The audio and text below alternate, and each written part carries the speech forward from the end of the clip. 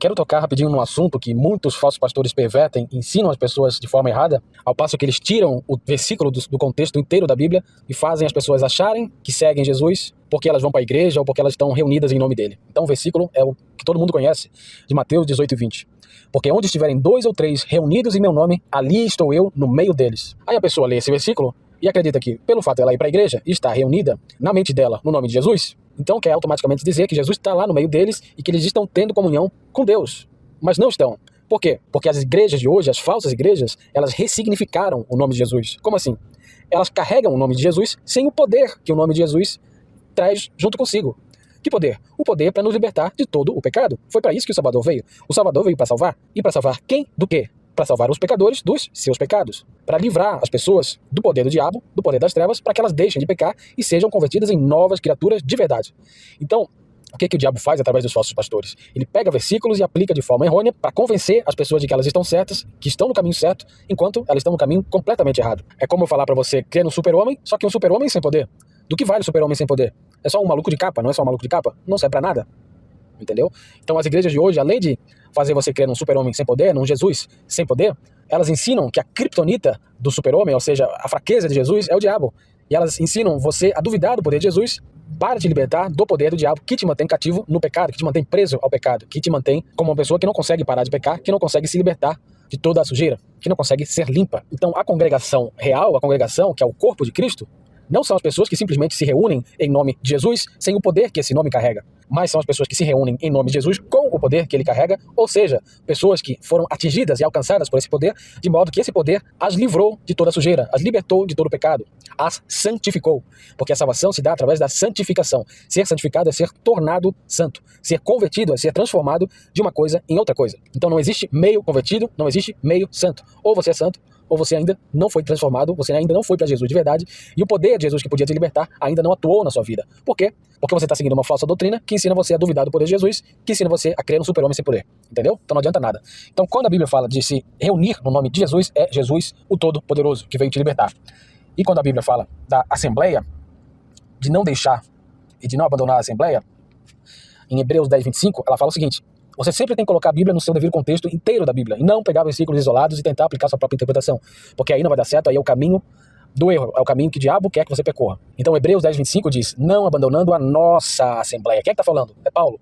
Como é de costume de alguns, antes exortando-nos uns aos outros, e tanto mais à medida que vedes que aquele dia se aproxima. Então a comunhão, o corpo de Cristo, a igreja verdadeira, é a assembleia dos santos, não é a assembleia dos pecadores. E nem mesmo a Assembleia dos Pecadores que usam o nome de Cristo. Isso é usar o nome de Cristo em vão. Isso é ser mentiroso de acordo com Deus. A palavra diz, em 1 João 1:5, que esta é a mensagem que dele ouvimos e vos declaramos, que Deus é luz e não há nele treva alguma. Luz representa a santidade, treva representa pecado. Se nós dissermos que temos comunhão com ele, ou seja, se a gente disser, se a gente falar que a gente pertence ao corpo de Cristo, que a gente tem um relacionamento com Deus e andarmos em trevas, ou seja, e andarmos em pecado, somos mentirosos, mentimos e não praticamos a verdade. O que são as igrejas de hoje, se não exatamente isso? A pessoa vai para a igreja, sai da igreja e continua mentindo, continua fofocando, continua adulterando, continua sonegando imposto, continua falando palavrão, continua se prostrando para imagens, continua sendo amiga do mundo, continua sendo amiga de pecadores. Essas pessoas andam em trevas e elas não têm comunhão com Jesus. Por isso, Jesus chamou essas pessoas de mentirosas, porque Deus é luz e não há nele treva alguma. Jesus falou que aquele que anda com ele não andará mais em trevas, em João 8:12 ou João 12:46, entendeu? Então, onde existe a comunhão? Está aqui no versículo 7. Mas se andamos na luz, assim como ele está na luz, como Deus está na luz? 100% na luz. 100% santo. Esse é o caminho. Somente se andamos na luz assim como ele está na luz, temos comunhão uns com os outros. E o sangue de Jesus Cristo, seu Filho, nos purifica de todo o pecado. Então, se eu pego um copo sujo e lavo, como é que ele sai? Ele não sai limpo? Nós somos o copo e é Jesus quem nos lava. E se as obras de Jesus são perfeitas e você crê no poder dele para te libertar de verdade, para te purificar de verdade, significa que você vai sair puro e você vai sair limpo e você vai sair santo de verdade. Sede santos porque eu sou santo. Sede santos em toda a vossa maneira de viver.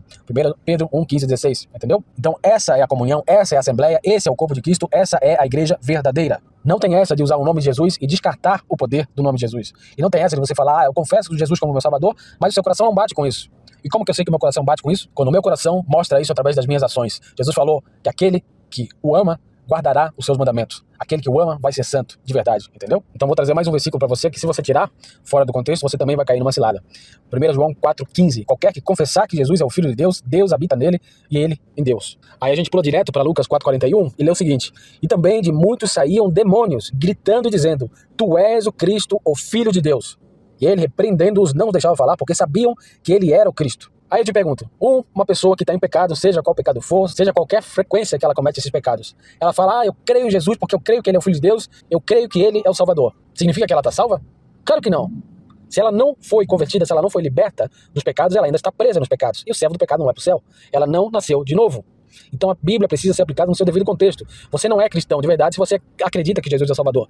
Você não é cristão de verdade se você acredita que o Salvador veio te salvar. Você só é cristão de verdade se você acredita nisso e também é atingido pelo poder desse Salvador. De modo que você é convertido, você para de ser um pecador, você é transformado numa nova criatura que só é nova se não faz mais as coisas que a antiga fazia.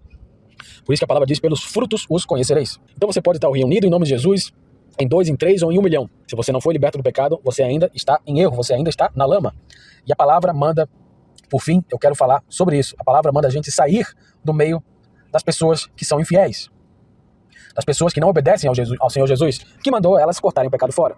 Então não importa quem, não importa se é dentro ou se é fora da igreja, se ainda é pecador, se ainda não largou o pecado, se ainda não foi para o Salvador para ser liberto de verdade, significa que é infiel. E se essa pessoa não fizer isso, não for para Jesus com toda a fé dela, e isso vai ser demonstrado através das ações dela, ela vai continuar suja, e sujo não pode andar com limpo.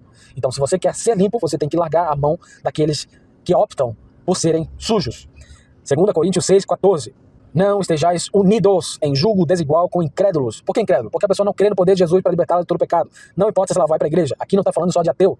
Você é incrédulo se você descarta o poder de Jesus para te libertar e por isso você continua sendo um pecador. Você também é incrédulo quando não crê nas palavras que Jesus mandou você obedecer. Você é incrédulo quando descarta o deixai os mortos enterrarem os seus próprios mortos. Você é incrédulo quando não leva a sério a palavra de que Jesus falou que a família dele, a família espiritual, a família dos salvos, são aqueles que obedecem a Deus.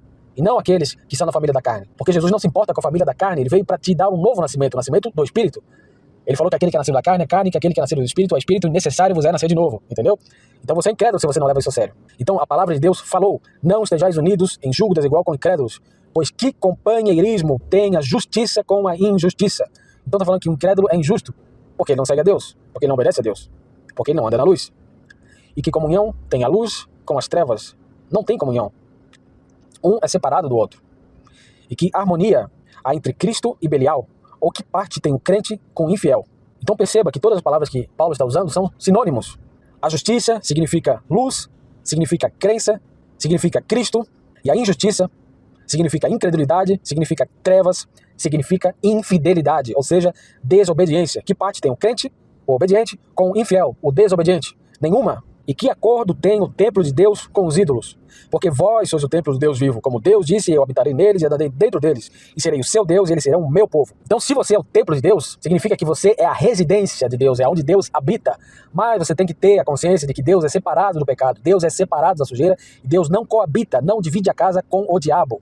Então, se você quer ser templo de Deus, de verdade, a sujeira não pode fazer parte da sua vida. Se você quer ter algo a ver com Deus, você não pode ter nada a ver com o pecado. Tá bom? E o que o texto termina dizendo? Portanto, saí do meio deles e separai-vos, diz o Senhor. Deles quem?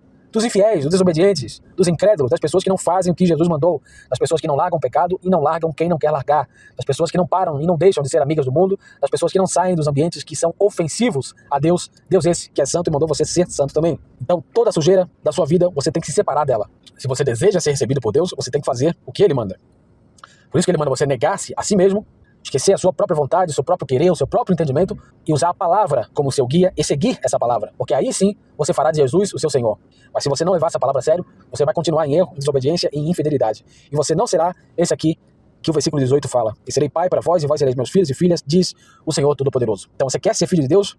Você quer ser filha de Deus? Você precisa correr para Jesus e não ter mais nada a ver com o pecado e nem com o pecador na sua vida. Larga todos os desobedientes, os incrédulos, as pessoas que riem da sua cara quando você lhes fala, eles passam a verdade. Porque eles são indignos, eles são sujos diante de Deus e eles não têm comunhão nenhuma, nem terão com Jesus. Porque quem não se arrepende não tem comunhão com Jesus, tá bom? Então, voltando ao tema inicial, onde um ou dois estiverem reunidos em meu nome, abre parênteses, meu nome vem com o meu poder. Ali estou eu, entendeu? Ali está Jesus, naquele meio ele está. Mas quando eles se reúnem em nome de Jesus, uma igreja, ou seja, onde for, mas descartam, jogam fora o poder de Jesus para libertá-las do pecado, essa reunião, essa assembleia, essa congregação é vã, é falsa, é inútil, é infiel e são as virgens tolas seguindo o caminho amplo que conduz à destruição. Jesus falou o seguinte: entrai pela porta estreita, Porque larga é a porta e amplo é o caminho que conduz à destruição, e muitos são os que entram por ela.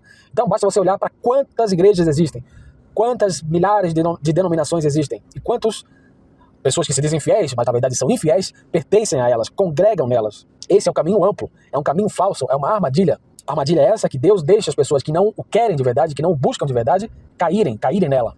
Porque se elas o amassem de verdade, elas suplicariam para ser salvas, elas receberiam a verdade, e a verdade lhes seria entregue, e essa verdade as libertaria.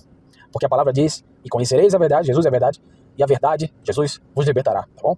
Porque estreita é a porta e apertado é o caminho que conduz à vida eterna, e são poucos os que a encontram. Então não siga a manada, siga o caminho, a verdade e a vida, que ele vai te guiar pelo caminho certo, o caminho da santidade, da obediência, que pouquíssimas pessoas, especialmente nesses últimos dias, estão dispostas a trilhar. O caminho da cruz, que é o caminho no qual você vai jogar fora tudo que não pertence a ele, todas as coisas que não pertencem a ele, todas as pessoas que não pertencem a ele, para sofrer tudo que for necessário para andar limpo, santo, digno, puro e obediente diante de Deus. Do contrário, você queima.